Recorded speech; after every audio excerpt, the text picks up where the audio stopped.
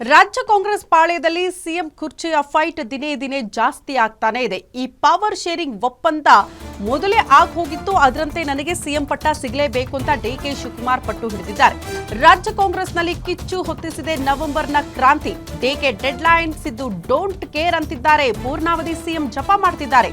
ಅಧಿಕಾರ ಹಂಚಿಕೆಗೆ ಡಿಕೆ ಪಟ್ಟಿಗೆ ಸಿದ್ದು ಪ್ರತಿ ತಂತ್ರವನ್ನ ರೂಪಿಸುತ್ತಿದ್ದಾರೆ. ಪಟ್ಟದ ಪಟ್ಟಾಭಿಷೇಕಕ್ಕೆ ಪವರ್ ಶೇರಿಂಗ್ ಒಪ್ಪಂದ ಆಗೇ ಬಿಟ್ಟಿದೆಯಾ?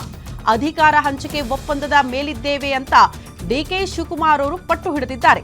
ಅಧಿಕಾರ ಹಂಚಿಕೆ ಒಪ್ಪಂದ ಇಲ್ವೇ ಇಲ್ಲ ಅಂತ ಸಿದ್ದರಾಮಯ್ಯನವರು ಹೇಳ್ತಿದ್ದಾರೆ. ಅಷ್ಟಕ್ಕೂ ಅಧಿಕಾರ ಹಂಚಿಕೆ ಒಪ್ಪಂದ ಆಗಿದ್ದು ಯಾರ ಸಮ್ಮುಖದಲ್ಲಿ, ಯಾರದಕ್ಕೆ ಸಾಕ್ಷಿ ಅಂತ ಪ್ರಶ್ನೆ ಮಾಡಿದ್ರೆ ಸಿದ್ದರಾಮಯ್ಯ, ಡಿಕೆ ಶಿವಕುಮಾರ್, ಮಲ್ಲಿಕಾರ್ಜುನ ಖರ್ಗೆ, ಸುರ್ಜೇವಾಲಾ, ರಾಹುಲ್ ಗಾಂಧಿ ಇವರೆಲ್ಲರೂ ಕೂಡ ಇದ್ರು. ಆ ಸಂದರ್ಭದಲ್ಲಿ ಆ ಎಲ್ಲರ ಮುಂದೆಯೇ, ವರಿಷ್ಠರ ಮುಂದೆಯೇ ಈ ಒಪ್ಪಂದ ಹೋಗಿದೆ ಅಂತ ಡಿಕೆ ಶಿವಕುಮಾರ್ ಅವರ ಆಪ್ತ ಬಳಗದಲ್ಲಿದ್ದವರು ಡಿಕೆ ಶಿವಕುಮಾರ್ ಅವರು ಕೂಡ ಅದೇ ವಿಚಾರಗಳನ್ನ ಪ್ರಸ್ತಾಪ ಮಾಡ್ತಿದ್ದಾರೆ. ಬಟ್ ಸಿದ್ದರಾಮಯ್ಯನವರ ವರ್ಷನೇ ಬೇರೆ. ಯಾವ ಪವರ್ ಶೇರಿಂಗ್ ಒಪ್ಪಂದ ಕೂಡ ಆಗಿಲ್ಲ, ಯಾರು ಕೂಡ ನನಗೆ ಹೇಳಿಲ್ಲ ಪಟ್ಟ ಬಿಟ್ಕೊಡ್ಬೇಕು ಅಂತ. ಹಾಗಾಗಿ ಪೂರ್ಣಾವಧಿಯ ತನಕ ನಾನೇ ಸಿಎಂ ಆಗಿರ್ತೀನಿ ಅಂತ ದೆಹಲಿಯಲ್ಲಿ ಕೂತ್ಕೊಂಡು ಹೇಳಿದ್ರು. ಈಗಲೂ ಕೂಡ ಅದೇ ವಿಚಾರವನ್ನ ಪುನರುಚ್ಚರಿಸುತ್ತಿದ್ದಾರೆ.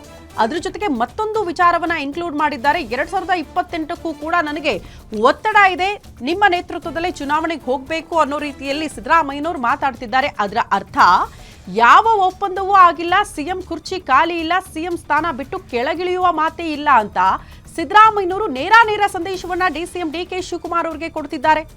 ಬಟ್ ಡಿಕೆ ಶಿವಕುಮಾರ್ ಅವರು ನವೆಂಬರ್ 21ಕ್ಕೆ ಹೇಗಾದ್ರೂ ಮಾಡಿ ಸಿದ್ದರಾಮಯ್ಯನವರನ್ನ ಕೆಳಗಿಳಿಸಿ ಅವತ್ತೇ ಪಟ್ಟಾಭಿಷೇಕಕ್ಕೆ ಸಿದ್ಧರಾಗಬೇಕು ಅನ್ನುವಂತಹ ಸತತ ಪ್ರಯತ್ನಗಳನ್ನ ಹೈಕಮಾಂಡ್ ಮಟ್ಟದಲ್ಲೇ ಮಾಡ್ತಿದ್ದಾರೆ.